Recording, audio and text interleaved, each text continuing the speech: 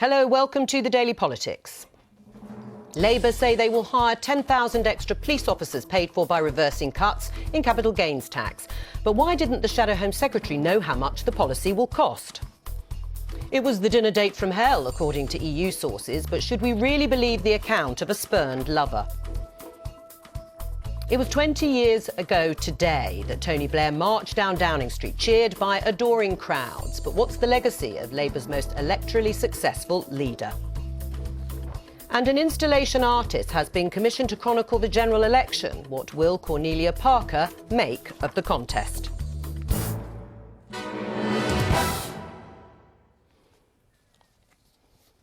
All that in the next hour, and with us for the whole programme today is someone who thinks politics is more of a science than an art. Political scientist Philip Cowley. Welcome to the programme. Thanks for having me. Now, first of all today, Labour say they will recruit 10,000 more police officers in England and Wales if they win the general election, and they'll pay for the policy by reversing cuts to capital gains tax. But there's some confusion about how much it will cost.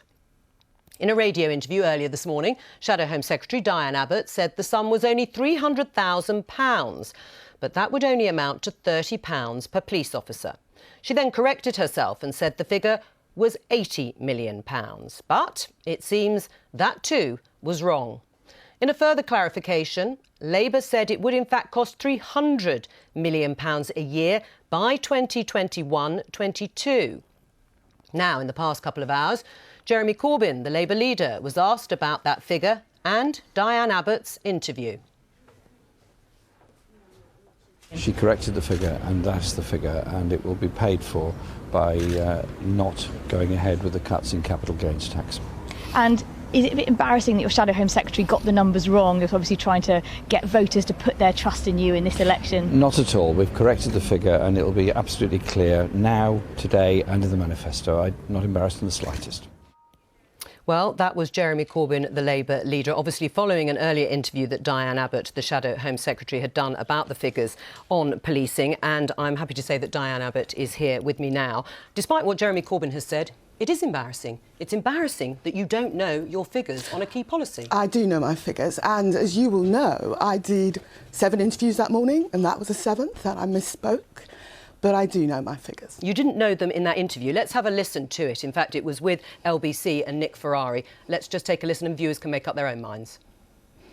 So how much would 10,000 police officers cost? Well, if we recruit the 10,000 police men and women over a 4-year period, we believe it'll be about £300,000. £300,000 for 10,000 police officers? What are you paying them? No, I mean, sorry. How much will they cost? It will cost about £80 million. About £80 million? Yeah. Diane Abbott, that is hugely embarrassing. It's not just misspeaking, to quote you a bit earlier. You just don't know your figures and you're not on top of your brief. If I didn't know my figures, why was I able to do 6 other interviews and give the figures correctly? And you need to ask why the Conservative Party is so anxious to move the debate away from the 20,000 police officers. We'll come on to that because we're going to speak to a Conservative in just a moment. But back to that interview. Never mind that you did 6 or 7 interviews. This is now an election campaign.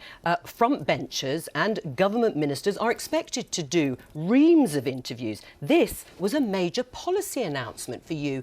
By your own words, you want to make this a cornerstone of your manifesto. You didn't know the figures. I did know my figures, and if you'd listened... Why didn't you say them then? because I misspoke, as you heard. If I didn't know my figures, I wouldn't have been able to repeat them correctly in 6 other interviews. Which interviews did you correct them? Because I listened to one of those interviews. You didn't mention the figures at all. You said it was all going to be costed and it would be in the manifesto. I did 6 other interviews. The point But is, you didn't mention the figures in those other interviews. You decided to talk about the figures, and they are basic figures. £300,000, which, as Nick Ferrari said, would have meant £30 per police officer. That's embarrassing. You were then struggling to correct that figure. Did you actually not know them at all and you were guessing when you were asked about it on air? Or what is your explanation? I knew the figures because I've repeated them many times. You this morning. haven't. I haven't heard you repeat them at all. Well, I've just heard them from that interview. I can repeat them now. And I'm concerned that you don't want to talk about policing, which is something the public is concerned in, particularly the rise in violent crime. And you do want to go over and over. And Nick Ferrari. But that's your fault, Diana. But I mean, you want to talk about the issue, and we were all prepared to talk about the issue of policing and the claims that you are making that the police forces have been underfunded and you want to recruit more officers. But by going on air on a major interview where you just completely fluffed the figures, whether you knew them or you just chose not to say them or you couldn't remember them, actually doesn't do your cause any good. The public will understand that you're not willing to talk about the real issues. And the real issues are that we have lost 20,000 police officers since 2010 and we're seeing a rise in violent crime. You want to be Home knife Secretary. crime and You gun want to crime. be Home Secretary. How do you think an interview like that... We couldn't find the figures in a press release, by the way, earlier, so I do dispute you claiming that you did know those figures. And if you didn't know those figures, how can you claim to want to be Home Secretary in charge of the police forces of England and Wales? Do you think you've instilled confidence in either the police forces or the voters? People that listened to any of the interviews I gave this morning, with the exception of the LBC interview, will know that I do know the figures. And I wish you were prepared to talk about policing. Yeah, and we are going to talk about policing, which is why we have Dominic Raab, a Conservative, on the programme. I'll talk to him about that. But people will be worried that you are not across what you should be in terms of this brief that you came on the airwaves to announce as a key part of your policy. I mean, do you think it's important to attach the right figures to major spending commitments in this election? Of course I think that, and that's why I attached the right figures in 6 interviews out of 7. I also think it's important that a major programme like yours is prepared to talk to the Labour spokesperson about policing. Yes. Because people deserve to know what the Labour Party is saying. All right, well, let's talk about how you're going to pay issues. for it, which is by reversing the cuts to capital gains tax. So what level of capital gains tax will it be under Labour? We are going to reverse the cuts in capital gains tax in order to fund a number of No, things, I understand that, but what level will it be? Including the 10,000 police officers. But just let me say why it's important to have 10,000 more policemen, because we've lost 20,000 under Theresa May and we've seen a rise in violent crime. We currently have some of the lowest rates of capital gains tax in Europe. Right, but what are they? What will they be under Labour? If you win the election, what will you reverse the cuts to be? What will the 2 levels of capital gains tax be? We will bring them back to where they were before. That's the point. And what are those levels? The point is that it will save us nearly £2.7 billion, and that's what we're going to use, both to pay for the 10,000 policemen and for other areas of our manifesto. And just in case you're saying that none of it's costed, we will produce a manifesto which is costed and is paid for. And we hope, as the campaign goes on, that people like yourself will be more willing to talk about the issues. And that we concern really the will. British But I think people. what voters will want to know is that they can trust you with the figures and with the finances. And just one last time, because I fear you don't know what the levels of capital gains tax are now and what they would be if you did reverse them. Yes, it would raise £2.7 billion. That is the figure you put out. But what will the levels of capital gains tax be? It's not the figure that we've put out. That's the figure in the government's own Red Book, that if we reverse the cuts that the government has announced, that we will raise at least £2.7 billion. And we believe that we can put that money to better use than on tax cuts for the top 5%. Dominic Raab, let's have a look at the substance of this issue, because, as Diane Abbott says, there have been cuts since there's been a coalition government and a Conservative government. Last month, the lead inspector of policing in this country said it is in a potentially perilous state, the issue of policing. Now, that's some message for the Conservatives to take into election after being in power for 7 years. Well, that's obviously not our message. Our message is that actually, if you look at the crime survey for England and Wales, crime overall is down by a third. Violent crime since 2010 is down by 22%. Not according to police recorded crime. Sorry, Jo, can I just finish the answer? And we tend to rely on the crime surveys now more than the police recorded crimes because they're regarded as a more credible gauge. But certainly it's also true to say, even on the crime survey, that there's been an uptick in violent offences against the person, although the ONS say it's not statistically significant. But the raw truth is you're not going to get the investment in policing or the NHS or any of our other public services unless you've got strong handling of the economy. And just look at the shambles today of Diane's handling of those basic we've done figures this. on one We've policy. done that. Imagine for a moment it was inflicted on the economy as a whole. Right, well, we've done that and we've interviewed Diane about those figures. Let's get back to the substance, which are cuts. Well, that's what we're going to look. That's what we've got to look forward to under a Conservative government, a further cuts to policing.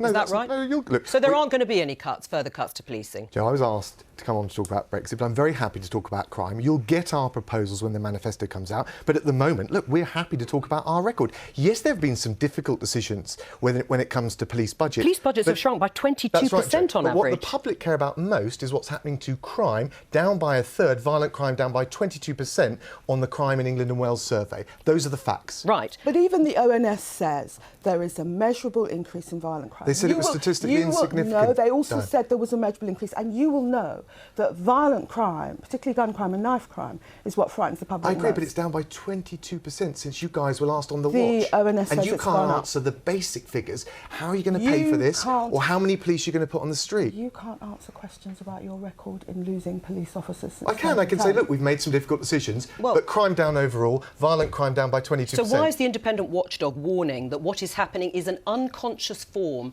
of rationing? Well, those were her words. If you are wanting to be measured on your record, Yep. according to the independent watchdog, that record is not very good. Well, look, you can take a selective quote from... Well, it's not a selective quote. This is the lead inspector, Inspector But what I'm Constabulary. going to point to is since 2010, 7 years, what has happened to crime, and in particular violent crime, which is the attack that Labour are going on, and it's down. And the public know it. When I knock on doors, no one seriously thinks Diane Abbott or Jeremy Corbyn You've just said are there's going been to an be uptick, even if you say it's stronger statistically custodians of irrelevant. law and order. Hang on. Do you accept that knife crime and I gun think Jo's crime... asking the questions. Yeah, You're but trying to answer I'm them. asking You're having you enough this trouble one. with Hang on, that Dominic. man, so Hang I'll on, take Dominic. questions from Jo.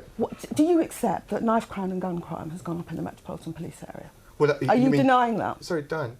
If Let you're him talking about answer. specifically about London, I don't have the geographical figures. What I've said very clearly is England and Wales, violent crime down by 22% since 2010. Yes, there's been an increase recently, but even the ONS, the guardian of the statistics, say it's statistically insignificant. We'll run on our record. You've got nothing credible to say on this issue. No one out there trusts you on this issue because you can't get the basic facts right. Well, as it so happens, there was a press release that was put out by Labour which did mention the £300 million figure as the cost. Diane didn't use it and didn't seem to know it in that interview. I did use it in other interviews. But you didn't use it in that interview. You must accept that does reduce your credibility. It allows your opponents to attack you in the way Dominic Raab is. I think it reduces the media credibility because they're not prepared to talk about. Well, you can issues distract people by want to blaming the talk media, about. Diane Abbott, but it doesn't help your cause if you give ammunition to your opponents. What does it do to Labour campaigners out on the streets when they're having to do and fight fires, unnecessary fires,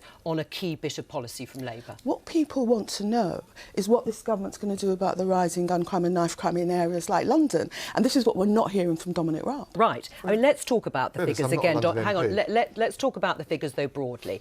You're right. The ONS does say that the uptick in violent crime is pretty small at the moment, but they do say it is a warning of what is to come. If you do look at London, then there has been an increase in knife crime that Cressida Dick says she is extremely worried about. Are you saying that has nothing to do with 22% cuts on average across police forces? What I'm saying is across the board, what the people, voters care about is not what we put in terms of either money ultimately or in terms of numbers of police officers or police stations. They care about the end product, and crime is down by a third. third, violent crimes down by 22%. But we are not for a moment complacent. And if you look at the changes we've made on things like stop and search, but also on things like sentences for knife possession, we will continue to be absolutely vigilant and have zero tolerance on those most serious levels of crime. But what we're not going to do is, I'm afraid, take one isolated statistic for one isolated area and not defend our record Well, hang nationally, on, but the ONS... which is strong. Yeah, but hang on, the ONS does say even after taking better reporting into account, homicides, American term, and knife crimes are showing small but genuine increases. And I put it to you again, people may ask, if cuts are going to continue under a Tory government if you win the election, then those figures are only going to increase. What I think the country understands is we have to cut our coat according to our cloth. So you are going to go can't for further rely on cuts? the Labour Party for that. And at the same time, we can reform our public services, make them deliver something like the third cut in crime that we've seen, 20% cut in violent crime. And those two things are not mutually exclusive. But you've got to trust the strong leadership, and only the Tories are giving it to you. Right. Looking at this issue, I mean, I remember with Tony Blair, tough on crime, tough on the causes of crime. It's not the number one issue for voters, is it, Philip Cowley? Could it become a much bigger issue in this election campaign? I don't think so. I think the whole exchange has been sort of symbolic of the election so far, really, because you've got Labour putting out policy, which they've been doing almost day on day since the election was called. And actually policy which on the whole polls very well when you poll about the individual policies. They're quite popular policies.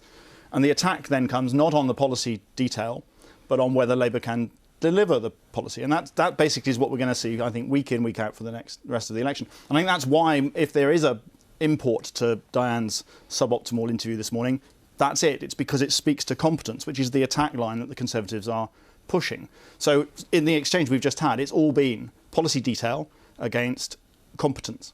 And that's what we're going to see for the next 5 or 6 weeks. Dominic Raab, you're staying with us. Diane Abbott, thank you. Now, when European Commission President Jean-Claude Juncker met Theresa May at Downing Street last week, the European Commission described the meeting as constructive.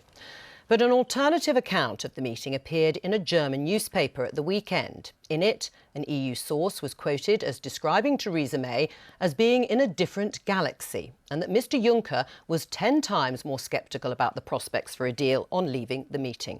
Well, our political correspondent, Vicky Young, is with the Prime Minister in the West Country this afternoon and joins us now from St Austell. Vicky Young, give us the account from Downing Street of that meeting.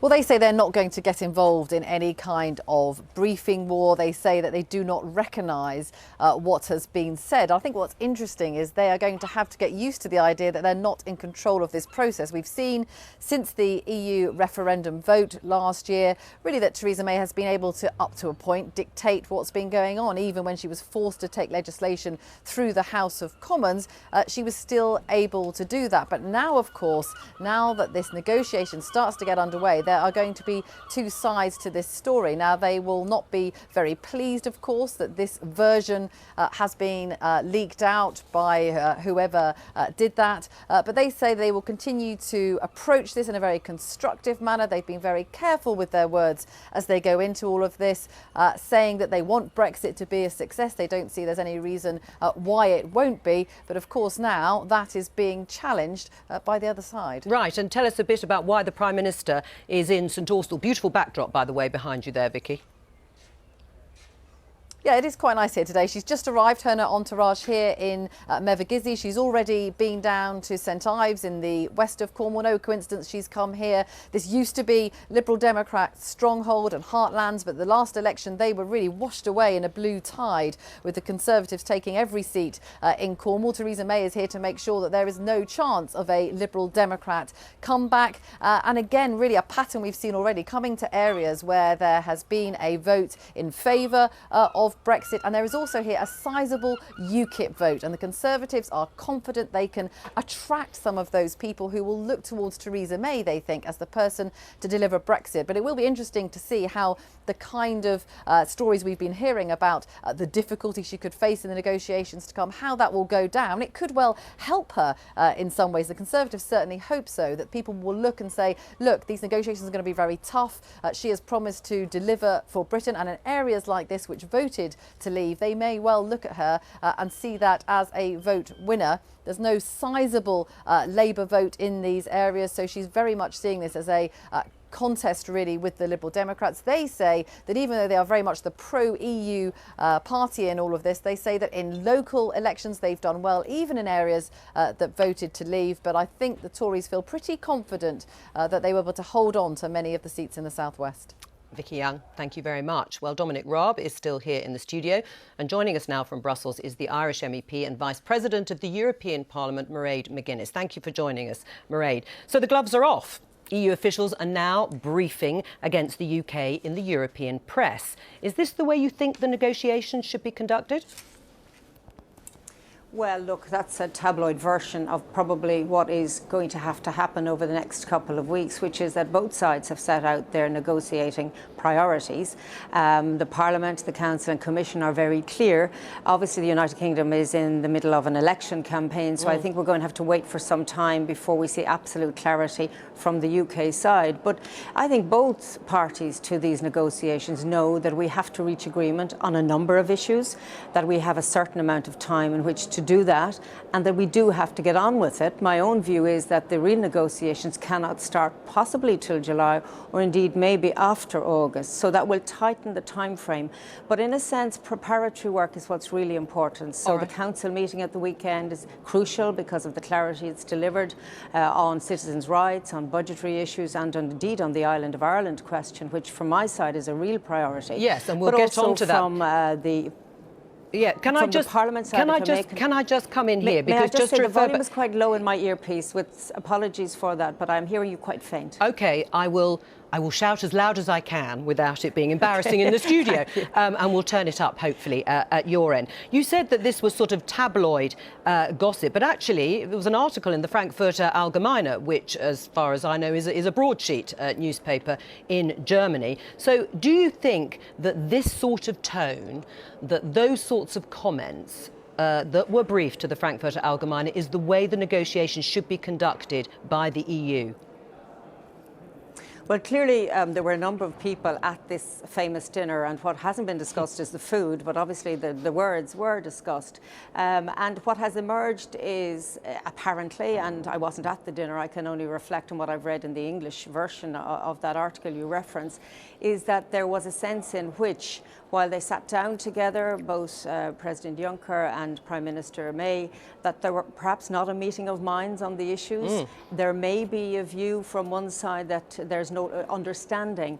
But I think beyond that, and obviously this will play out over a number of days, maybe weeks, because there is an election campaign, there is a reality at all levels in the Parliament, Commission and Council, and I think at the UK side as well, that when the negotiations start, we're going to have to leave all of that outside the room and deal with issues that matter to people. So from my side, it's about the question of a border in Northern Ireland. We will not allow that to happen again. It's budget and it's citizens' rights. OK, well, we'll come on to those issues later in the interview. I mean, Dominic Raab, if these reports are right, and they sounded pretty comprehensive, you know, the Prime Minister, according to the briefings, is either being poorly briefed herself on the negotiations or is hopelessly naive. Which is it in your mind? Neither. I think they're not credible, those reports. I think we can expect on all sides to get tittle-tattle that makes it into the media.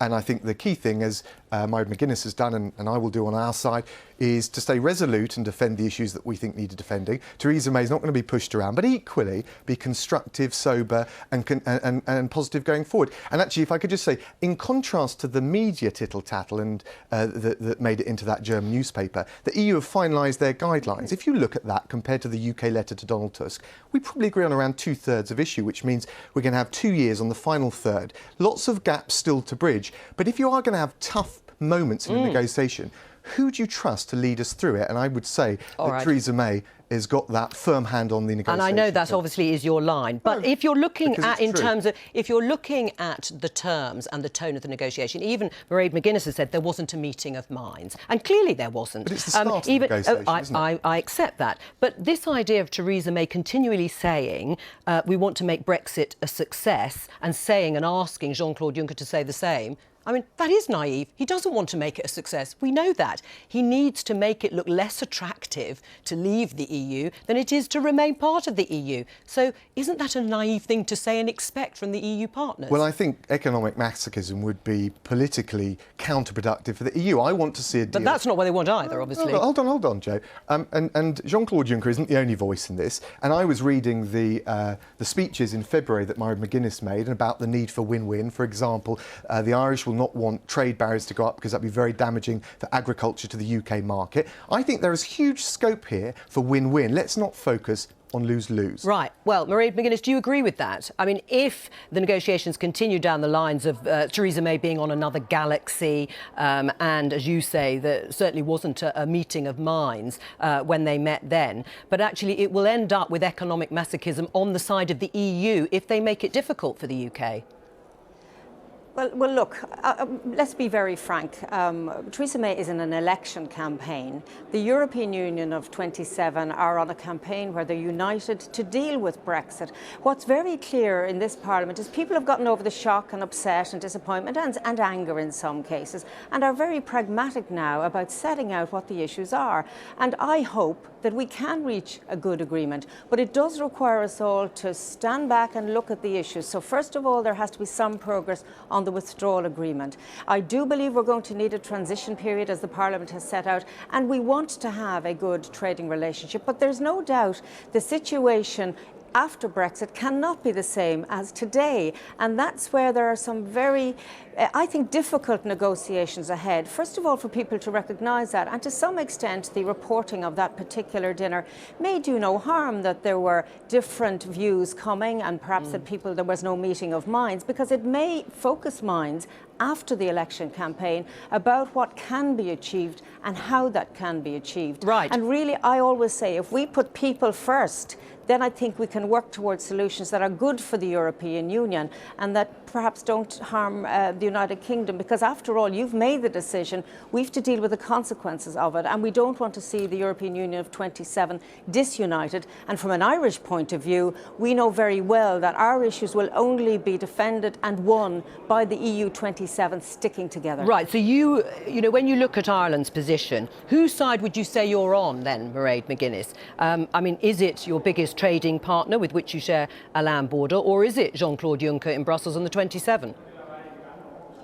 I'm going to ask you to say whose side am I on, because the sound is really bad, and I apologise to say that live. No, I'll just ask you, whose side are you on? Are you on the Yeah. UK's, bearing in mind the biggest trading partner with which you share a land border, and cut or across. Brussels? I've heard, yeah. You heard, good.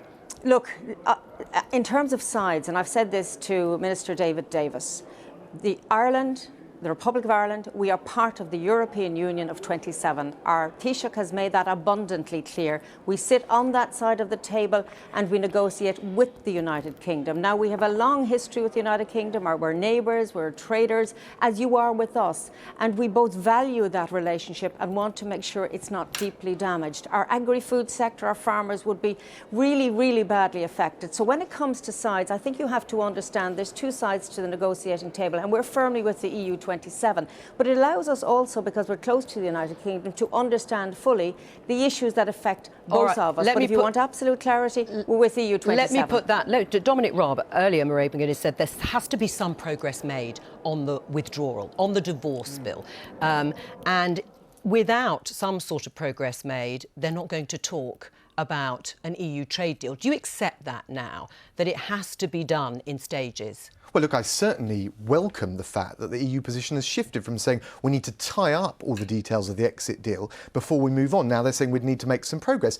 I'm fine with that, and I think the government is too. You are. What we need to do is work out the principles that will inform the exit agreement, whether it's on financial liabilities and indeed the assets that we would be entitled to, but all the other issues, including EU nationals. And then we need to make some progress on the future agreement, because one thing I think the UK and the EU agree on is there'll be no deal until we agree the whole deal. And that's quite important. It's a fundamental principle of the way the EU goes about its diplomacy, and we agree with it. Right. I mean, when you listen to what government ministers have said so far, particularly the reason for the election being called, the snap election, Theresa May said she wanted to strengthen her hand because of the opposition. But actually, Amber Rudd, the Home Secretary, implied and suggested that actually it was about being given a mandate to be more flexible and more flexible about these negotiations. So you're pleased the EU has moved, you say. Are you going to move, and would you support the government moving too in these negotiations? Oh, I think any negotiation you need to have a leader and a set of principles and objectives and a pretty steely leader, and we've got that. But of course, there's going to come a moment where in order to get that win-win deal, there'll need to be some flexibility. And I do think not just because we'll have a strengthened mandate from the British people after this election, we hope, that we'll be in a better place, but also on things like not having the transitional arrangement quarter-zoned, if you like, by an election. I think that would be quite useful. And it was very interesting to see the CBI and the British Chamber of Commerce coming out and agreeing with that. So business feels more confident about this as well. In terms of elections, Mairead, just finally, of course, we've got German elections coming up. We're in the throes of a French election too. It's not just Theresa May who's having an election here when discussing these negotiations. If Northern Ireland decided to hold a border poll, is it your understanding that a united Ireland would have automatic EU membership? Well, you know, the conclusions of the meeting on Saturday very clearly expressed, and I think it was important that this was done, what the Good Friday Agreement outlined, so that in the eventual time, if it occurred that a referendum of the people decided that they wanted a united Ireland, that new entity, which would be the island of Ireland, would be full members of the European Union. And it was important that that be dealt with now and is on the table. And I suppose from our side, because I represent a border constituency with Northern Ireland, and I travel through Northern Ireland to get to my constituents in Donegal, it's really important that the EU27 understand the Irish questions. And really one of the points they make all the time is that peace is so important, and in fact peace is as important as economics and perhaps much more important. On the question of staging of the negotiations, I think we need goodwill. We do need goodwill for real progress to be made, and I think after election campaigns and when we look at the timeline ahead, I think goodwill will be found, hopefully on both sides. All right, Mairead McGuinness, thank you very much. Philip Cowley, what do you make of the reporting of this meeting? I mean, should anyone really be surprised? Well, no, you used the word divorce earlier, and anyone who in a divorce listens to just one side of the marriage, I think is getting a very false picture. So in that sense, I think some scepticism is required. I'm also more interested in the politics of this, because some of the people discussing this report seem to imply that it will do Theresa May damage with the electorate. I would have thought it would have exactly the opposite effect. She will be able to present herself, if she engages with it, as standing up for British interests against Europeans who are snooty, aloof, are looking down on Britain, are willing to do Britain harm. That is going to do the Conservative message no harm at all in this election. Right, yes, because as you say, there are many people here who don't regard it as a popular thing, the EU institutions. Yeah, I mean, it may be that that's the wrong line to take, but that will be how she will present it. I think that will be how it goes down with most voters. Dominic Raab, thank you. Thank you. So, it was 20 years ago today that Tony Blair walked triumphant down Downing Street to the delight of adoring crowds, all Labour Party activists, of course. The 1997 victory was the first of 3 general election wins for the Labour Party, and Tony Blair remains Labour's most successful leader to date. Let's take a stroll down memory lane. If you'd said to me at sort of 18, 19, you're going to be a politician, I would have said, forget it. Maybe you ain't never gonna feel this way.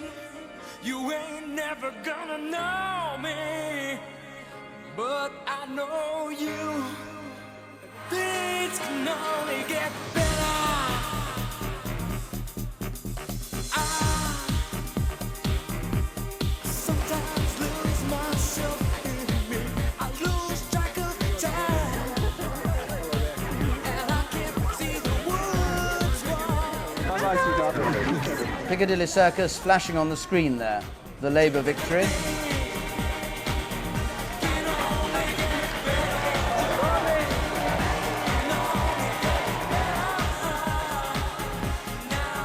A new dawn has broken, has it not?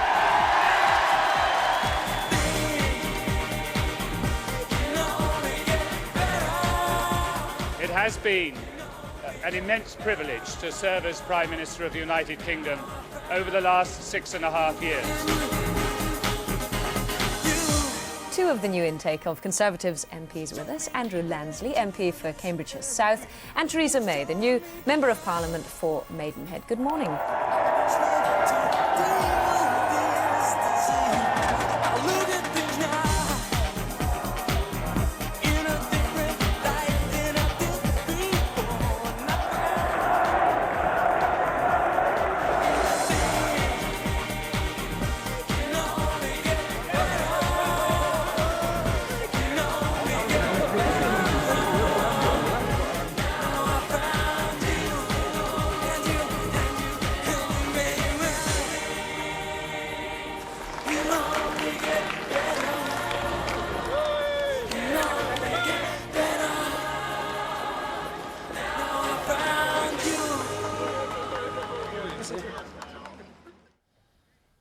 Well, we're joined now by The Guardian commentator Paul Mason, who's a critic of Tony Blair, and former Labour strategist who is a big fan, John McTernan. Welcome to both of you. A bit of nostalgia for both of you there, the archives working in overtime. Paul Mason, were you actually a Labour man in '97, or did you vote for Scargill Socialist Party? I was a Labour man, and I think, however, if Jeremy Corbyn gets in on the 9th of June, it'll be a different set of people welcoming him.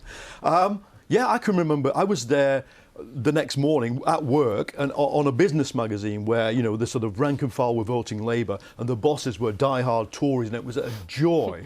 Not just a joy, because some of them have flipped. Some of them came and said, I couldn't vote Tory. All right. And that was the nature of Blair's achievement. And on the basis of that, do you think that coalition was too broad in the end for you? That coalition, no, was not too broad. It's the coalition that Blair built in power, and those around Blair built in power with people, you know, basically whose wealth is unearned, and as well with the city. Basically, I think the big mistake of Blair and Brown, and it's been said in numerous reports into the catastrophe of 2008, was that they just got too close to people with money. Right. Do you agree?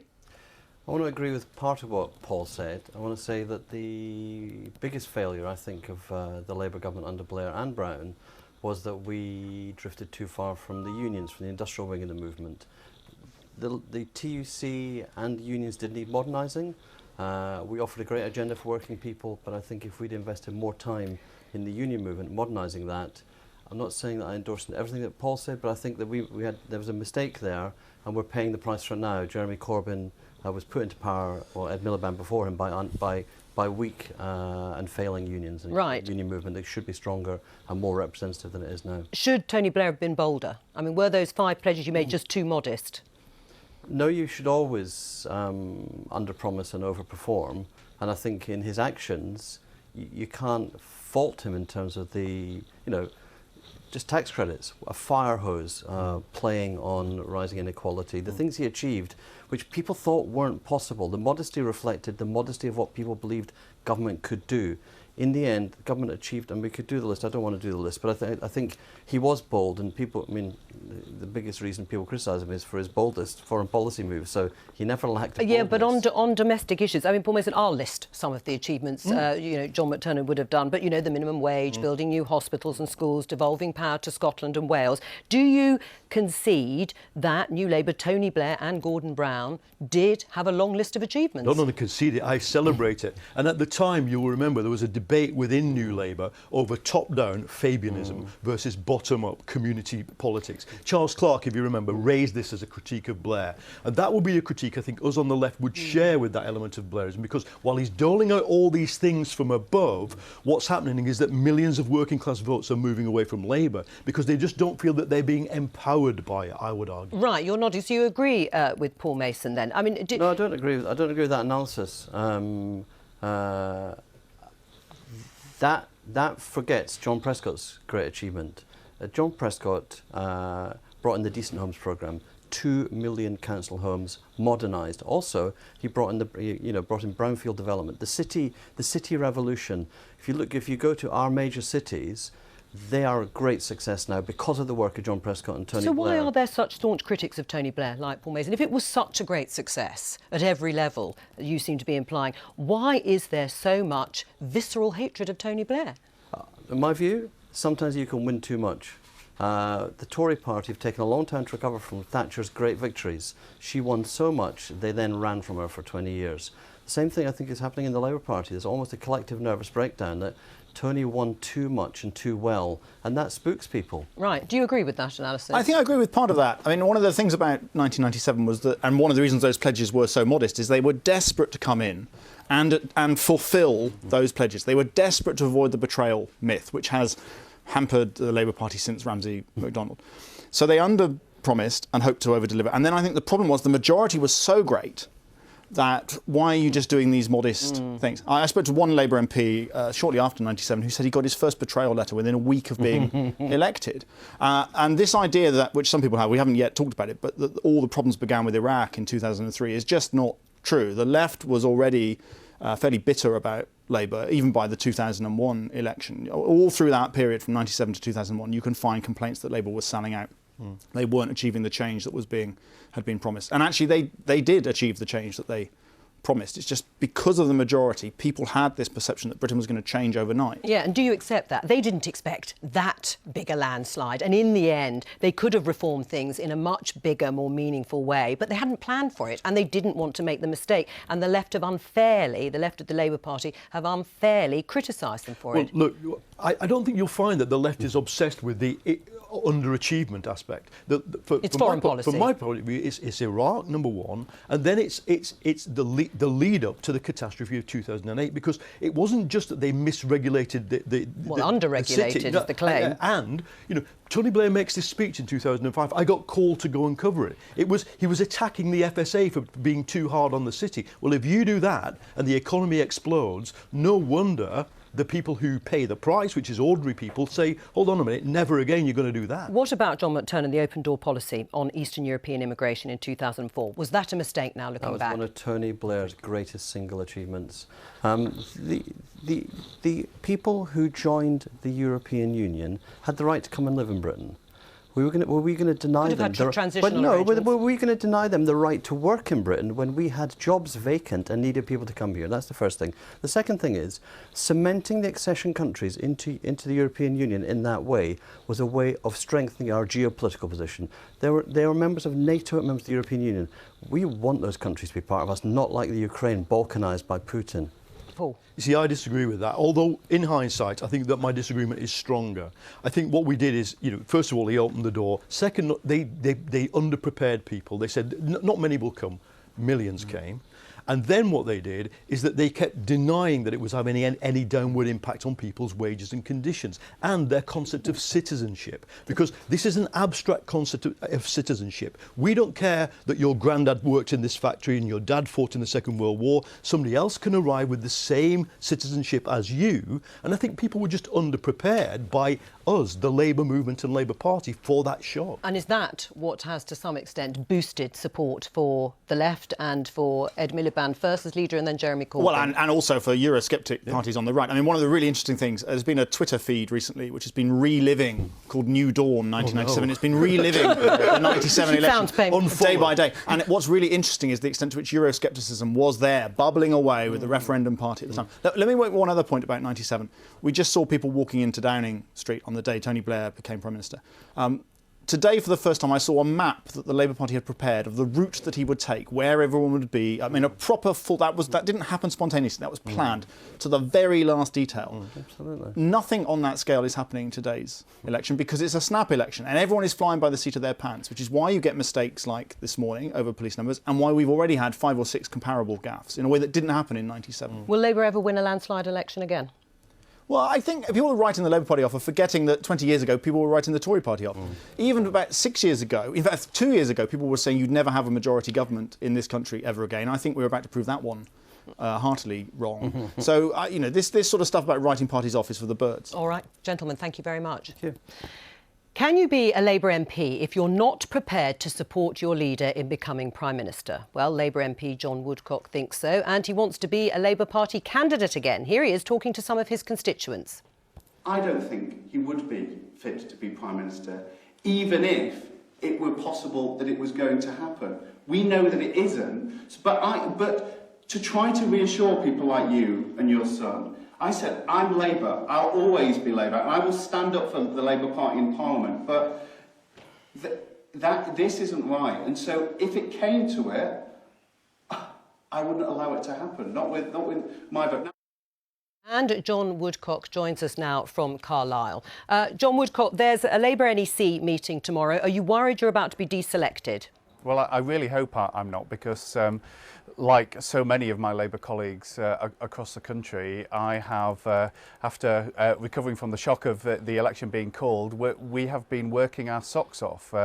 We've got thousands of leaflets going out, direct mails that are arriving on people's doorsteps as we speak, paid for by the National Labour Party. So, I really hope that that I'll be able to go through with the other candidates to become the official Right, but Labour how can you candidate for Barrow and stand? Furness. How can you stand under a Labour banner when you won't back the Labour leader Jeremy Corbyn to run the country? Well, I recognise that it's highly unusual, and I understand why it's controversial for many people. But do you know, Joe, I just thought I should be honest, because people know what I think about Jeremy's leadership qualities, and you know they have a particular view in Barrow about Jeremy Corbyn. Many people, because of his long-held views about the renewal of Trident, a programme, the submarine programme, which I absolutely backed to the hilt.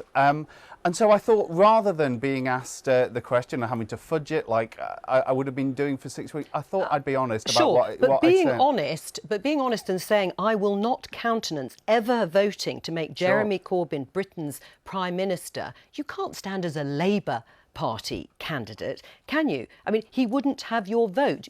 In other words, you'd rather see Theresa May, a Conservative, as Prime Minister than Jeremy Corbyn. No, that's absolutely. Well, who do you not want to be what I've Prime said. Minister? Well, the truth is, as we know, Joe, that Labour is not going to win this election nationally. The Tories called this. The polls have been wrong before. Well, look, the Tories are desperate to make you believe and to make the public believe that the polls are wrong. They're going around saying, oh no, it's on a knife edge. They know the reason that they do that is because they want an absolute whitewash. They want hundreds of Tory MPs coming back. Now the question is not actually who is going to be Prime Minister, because we know that Theresa May is going to come back. It is whether communities like Barrow and Furness, communities across the north of England, are going to retain a strong Labour voice rather than a Tory nodding dod who would just But what does it mean when you say through. Jeremy Corbyn will not have your vote? What does that mean in practice? Well, in the purely theoretical circumstances, because it's not going to, this is not going to happen. But if it came to it, if there was a majority of 1 or 0, I would demand that actually Labour picked a leader who could better command a majority in the House of Parliament and could be a better Prime Minister. But as I say, Joe, this is a completely theoretical. These are theoretical circumstances because we know that the Tories have called this election because they're 20 points ahead in the polls. Would you stand as an independent? No, I want to be on the Labour ticket. Well, I understand that. I want to be the official candidate, and that is what I have poured all my resources in. We had a really difficult meeting with the local my local party members, my local organisers, as you can imagine.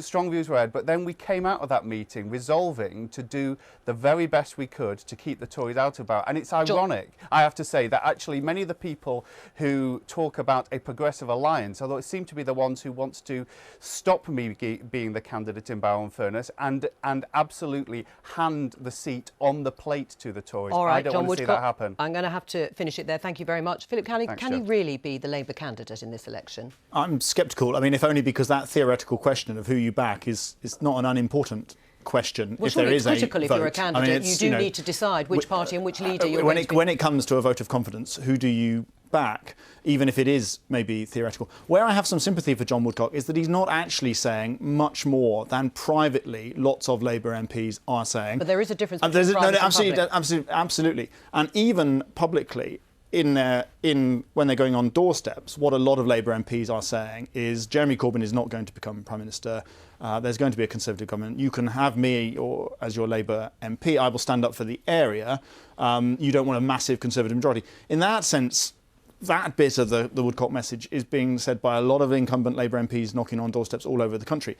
He's gone that little bit further than most of them, and I suspect he's gone too far. Right. He says he's being honest, and in a way, from what you've said, he's just being more honest, perhaps, than some of his I know other Labour MPs, bluntly, who have said to me privately they would rather have Theresa May as Prime Minister than Jeremy Corbyn. That's their private view. They won't say that publicly, and he's not saying that. No, he didn't say that, and nor did Neil Corr. Said a Labour Prime Minister, any Labour Prime Minister is better than a Tory Prime Minister. You've spoken to Labour candidates who say they would prefer Theresa. Yeah, privately, yeah. Privately. Although, like John Woodcock, their view is it's a purely theoretical question.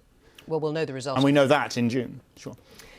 Now, on Thursday, there are local elections across the UK. In Scotland, the SNP hope to make further headway in places that have historically been Labour citadels, and a resurgent Scottish Conservative Party also hope to make further gains. Adam's been to Glasgow to gauge the party's prospects. the crown jewel of Scottish local government, the home of Glasgow City Council. The City Council controls an annual budget of £2.2 billion and is a big influence on the life of every Glaswegian. Labour have been in charge since the year of my birth, 1980, but the SNP are desperate to seize control. Let's take our vision to the people and let's do this, okay? The SNP has tried and failed to win here before. Now the big idea on the leaflets is people power, giving each ward £1 million to spend. If they wanted to run a project in the community, they can go to the community council and there they can make that decision themselves, the people, the local community, where they didn't have that chance before. You're going out to vote, or are you posting your vote with society? No. After 4 decades in charge, Labour is trying to look old and new simultaneously. It's continuity of trying to change and transform the city of Glasgow. We've invested heavily in our school estate. We've radically transformed our housing estate, and we've got major ambitions now to have a technological revolution in the schools where youngsters will have access to tablets and iPads to make sure that they can get the best start in life. The 454,000 voters on the River Clyde make their choice using a proportional system called the Single Transferable Vote, STV, which means the other parties do get a look in. A fairly small look in. It means that there's no votes that are wasted. People can have perceptions in different elections that their vote might not count for anything. With STV, every vote counts, which means it's super exciting and it's very important that everybody gets to the polls and makes their voice heard. One-party politics is not a good idea, and I think we're seeing that nationally at the moment, that having one party in control in the way that the SNP is not good. Last time round, the Tories won a single councillor. This time, they're trying to reach out beyond leafy suburbs like this one. We've got a candidate in every ward, delivering leaflets, speaking to people. Are there wards that you wouldn't have campaigned in before? Absolutely, we're campaigning right across the city for every vote, and I think for the first time people are coming to the Conservatives. Whatever happens here in Glasgow, the result will tell us a few interesting things. Have Labour gone as low as they can go? Have the SNP gone as high as they can? How strong is the Tory resurgence here in Scotland? All really useful information ahead of the general election in June. Adam Fleming reporting. Well, let's pick up on those questions. Ruth Davidson says peak Nat's been reached. Labour holding on to Glasgow obviously would be critically important to them in local elections, and also the resurgence of the Tories in general. What say you? Well, the interesting thing about Scotland and local elections is as it said in that piece, that they use STV, and what that means is that in proportional. Yes. So what that means is that in most councils in Scotland, you don't have single party control in the way that you do across large swathes of England or Wales, for example. So Glasgow is one of the few councils left in Scotland which is single party controlled by Labour. There was lots of talk last time it was fought in 2012 that it was going to fall and cease to be held by Labour, but I think this time it is probably coming. So there's a really interesting question both about whether Labour managed to cling on to the councils it controls, the few it controls, of which Glasgow is the main one, and also whether the SNP can do well enough to push for single party control in a few other councils. What about, broadly speaking, the impact of the general election on these local elections? Well, I think it's really weird that we've hardly talked about them in the last couple of weeks because they've got completely drowned out by the general election. And yet you've also got not only all of Scotland, you've got all of Wales, you've got the English Shire counties up for election as well. You've got the Metro mayors, you've got a couple of other mayors. I mean, there's a lot going on. It's about 5,000 council seats in total. It's a really interesting set of elections. Now, there's two questions. One is what that will tell us about the general election, and the answer to that is much less than some people will say on Friday. They're not that good a read across. The second is the impact that the general election is going to have on those local elections because it's being fought in the middle of this general election campaign. And that one I don't think we know yet. Right. And in a sense, as you say, it's being overshadowed. Do you think more attention should be given to these local elections as an indication of what may be coming a few weeks later? No, not as an indication, but in their own right, I think we should be concentrating on these elections. I mean, this is local government for all of Scotland, all of Wales and large swathes of England, and we should probably be focusing on it more, not because of what it will tell us about the general election, but what it tells us about local government. Now, George Osborne's first day as a newspaper editor. Boris Johnson gets a taste of his own medicine and a council seat in Wales where no one's standing. Here's Ellie with the Daily Politics desk of Election News. Theresa May was busy this weekend, but then so were the people whose doors she was knocking on. Don't worry, there's still 5 weeks to find someone at home. Amber Rudd's been tweeting how excited she is to be reselected for further chances to look awkward in high vis, strangely calm as the Lady of May, and terrified driving a boat. That's a boat, not the Home Office. Elsewhere in election news, finally the purple smoke emerged over Hartlepool, and the UKIP leader Paul Nuttall announced he would be standing as the candidate, 175 miles away in Boston and Skegness. Now, remember Boris Johnson last week calling Jeremy Corbyn or a muddle-headed, mutton-headed mugwump or whatever. Easy for you to say. Today, Labour's Deputy Leader Tom Watson labelled the Foreign Secretary a caggy-handed, cheese-headed fopdoodle with a talent for slummoking about. An election of sensible debate and dictionaries. A dictionary might have been useful for whoever wrote this Labour campaign leaflet. Blocking unsustainable housing and sporting facilities have never been vote winners. Meanwhile, Simon Danczuk has been told he can't stand for Labour in his Rochdale seat. He'll maybe take comfort in knowing his ex-wife Karen failed in her own nomination. While Labour's Gloria De Piero has been told when the election actually is, following this campaign video. So the choice on the 9th of June. Anyone wanting to vote for her, or indeed anyone else on June the 9th, might want to consider getting in early, like the day before, on Election Day. George Osborne is starting another new role today as the editor of the London Evening Standard, and he's been practising the lingo. So now I've got to get in there. We've got a paper to get off stone. So. Oh, George, it's all done on computers these days. The government won't appeal against a court ruling that said it had to publish its plan on diesel cars before the general election. It had wanted to delay its air pollution strategy, arguing publication would fall foul of election purdah rules. And finally, spare a thought for the 1,000 or so people who live in Uskir, a little place near Brecon where no one wants to stand to be councillor. It's set to go unrepresented on Thursday as voters across the country go to the ballot box for that other poll, the local elections. Thanks, Ellie, for that comprehensive roundup. Now, the sculptor Cornelia Parker has been commissioned as the official artist of the upcoming general election. She is a former Turner Prize nominee, famed for her installations, including blowing up a shed. She will be given £17,000 to capture the essence of the election campaign and joins us now. Why did you want to accept the role? Well, I suppose like everyone, I've been completely immersed in elections for the last You too? Well, I was working in America a lot last year, and so I got completely obsessed with the American elections. And then also this, the Le Pen, Macron. So it seems like a very pivotal moment somehow with Brexit. And I only knew a week ago that I was up for this. So it's the whole snap election and snap. You weren't alone in your surprise. No. There were many others. Any ideas popped into your head even in the week about how you might reflect it? There have been ideas, but some of them are not repeatable. Oh, what a shame. You can tell me about those afterwards. What about the repeatable ones? Anything, bearing in mind you will have to show this piece of work. I mean, I've just got a piece I've just opened, which is about the American elections, where I videoed Halloween on my iPhone in New York and made a sort of full-screen video piece. And that, I mean, it's the politics of my work is it's open to interpretation. Oh, right. But it's there. It'll be bubbling it's there. through. It's been bubbling through. So can we expect something explosive, to coin a phrase? I don't know. I heard David Cameron's got a nice new shed. He has. But I'm taking photographs daily of just mundane things that might have a little political slant, and I've just lost my social media virginity. I'm doing. Well, congratulations if that's wrong. I'm doing Instagram, which is Election Artist 2017. If anybody wants to check in on my images. And tell me, what is the point of election art? I don't know. I suppose it's a bit like war art. You're embedded somehow. Not you just go and observe and then reflect on it. I suppose and the work goes on display in September, so I'll have a time to look back on it all and work out what's happening. Let me draw this to a close.